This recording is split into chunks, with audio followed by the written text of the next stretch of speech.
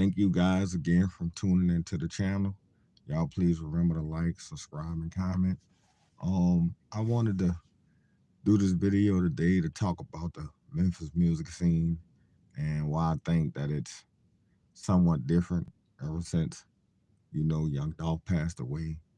Like, Young Dolph had like an excitement to me about himself and the music that he put out and just his ad libs and the way his bar sounded.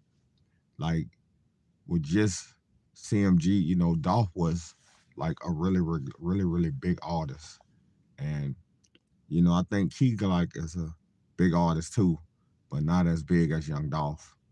And it's like, just listening to the just only CMG artists like Yo Money Bags and Black Youngster and Gorilla and all of them. I think the competition was healthy. I think it was needed. And I think without Dolph, it's just not the same. Like the bars he came up with was so clever. He also was a storyteller too, sort of like King Von. So, and then the guy was great at dissing. Like I love all Dolph's diss songs. Like they was hard as fuck. Like and you really could understand who is it that he talking about, who he dissing, and like he really used to hone in on the, you know what, you know, and I just miss his kind of music. You know what I'm saying? Like always up tempo beat. Like it's that street life side of Memphis. It paints a very beautiful picture of what's the scene like down there. Even if you're not from there like me, it still puts you in the mind of being there. And like I said in previous videos, Yo Gotti, I don't think he been in the streets like that for a long time. I mean, I think he got on in like 98 or something. So, I mean, because CMG went on a couple of runs, you know what I'm saying?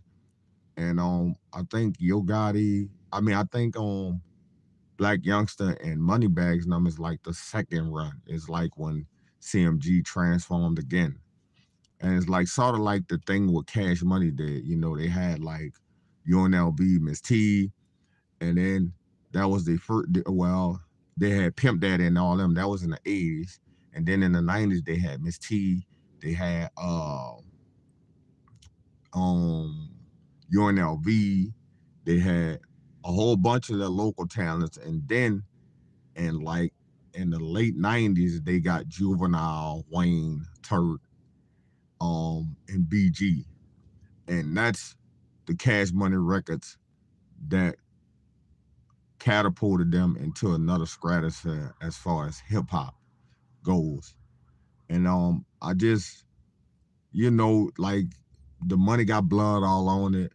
Like, and they have people that have features with Young Dolph that I'm guessing they trying to figure out how to get it released since he's no longer here. I guess you got to go through Empire and Ghazi them or whatever. But the Memphis music scene, like I like all the young people out here. Their music is hard, but it's just not the same without people out Frank. You know what I'm saying? It's not the same with the head honcho, the one that started it all, the one that really put PRE on the map. You know what I'm saying? In my opinion. Like I'm a huge Young Dolph fan. Always did love his music out the gate. Just him coming out the gate. I loved his sound. I loved the way he looked. I loved the way he just told his stories. And, like to me, Yo Gotti never wasn't a storyteller. It was just, this chain, this Bugatti, this, stuff like that. And I like Dolph because he know how to paint the pictures for you. Like from a guy that ain't had nothing, with his grandmother, and just telling you his life story and what he went through is the thing that made it so heartfelt and made him so real to me. And then like I say, on top of that, he was super generous. So who don't love a person? Who don't love an individual who generous? You know what I'm saying? So my whole thing is that the Memphis music is never gonna be the same. I don't think, like I said, you can never ever make another Adolph Thornton. I mean, Young Dolph ever again. It's just them type of people. Well, really all people, but them type of rappers are just one of a kind. You know what I'm saying? Like Cleveland ran with him a lot and learned the game from him, but their styles is totally different. You know what I'm saying? They bars is different. The things that they rap about is different because maybe because Dolph was a little bit older and that's factual. And I just like I like Black Youngster and I like Money Bags and I like Glorilla and Yo Gotti and all them, but I just think that the competition was a healthy thing. Them competing with each other, you know, album for album, one diss song at a time. Like that play with your beat was hard. That was hard, man. That was so extra hard. Like, I mean, it was. I'm like, I couldn't believe he said it. It reminds me of when Tupac this Biggie, but it was harder. You know what I'm saying? It was extra hard. And you could tell even like one big joke went to the mirror and he was saying what he had said. It just wasn't the same, bro. When Dolph dissed you, it was a diss. You know it was a diss. It gonna be hard. And you could tell on the song it seemed like he had been holding back for years. It seemed like he had been holding back all the stuff he been wanting to say, and he just came with that. And then he got the black fur coat on, like he got the smoke coming out his mouth. Like, bro, that was so hard, bro. Like, I'm telling y'all, man, like Flipper was Flipper was one of the greats, bro. He gone down as a legend. And I just don't think the Memphis music scene gonna ever be the same no more. Do I wish it would be? Yes. But unfortunately for us, on November the 17th, 2021, somebody assassinated him, which is very, very sad and unfortunate for us PRE fans and the people that love Young Dolph and the people that love their movement on that side of it in Memphis. Now you have some people that love the CMG thing. I liked the Yo Gotti in the beginning. I liked his music in the beginning, and it just got too. His music is just. It sound like how you had all the rappers talking about the cars and the money, and we got these many broads, and that's what his music sound like now. It don't sound like hard balls that's from the street and hardcore, which I understand because once you get money, you're removed from that stuff. You ain't doing the same stuff no more, and you really don't have that inspiration no more. That's what I loved about King Von. His lyrics were so raw because he was still in the streets. Now, granted, I don't wish that he did any of that, but to be able to rap about it and be able to tell them kind of stories is unique and authentic and it's beautiful when you could have wordplay like that and describe something and capture your audience or your fans and have them keep coming back for more. Like Dolph, I could literally bought his music all the way till I was in my 60s. I'm not even kidding y'all. I just loved his style of rap. You know, like talk to my skill. That was hard. Like, I mean, like the guy was just legendary, man. And like the live shows too. Like he knew how to put on the live show. He knew how to keep you entertained. He knew how to like, just play with those balls on the stage to get you engaged. Like I like a real live show.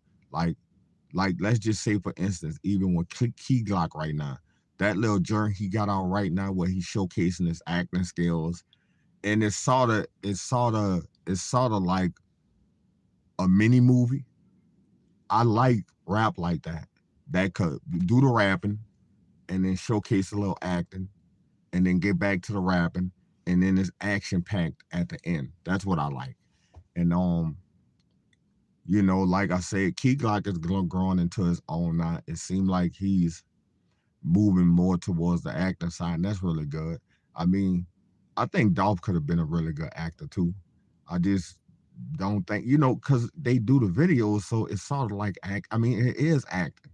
You know what I'm saying? Like rapping and acting, they go together because you got to shoot the music videos. Sometimes they have action scenes in them. Sometimes they have shooting scenes in it. Hospital bed scenes, all kind of stuff. So but I was sitting there thinking, and I'm like, just rocking out to, Young Dolph and, PRE music.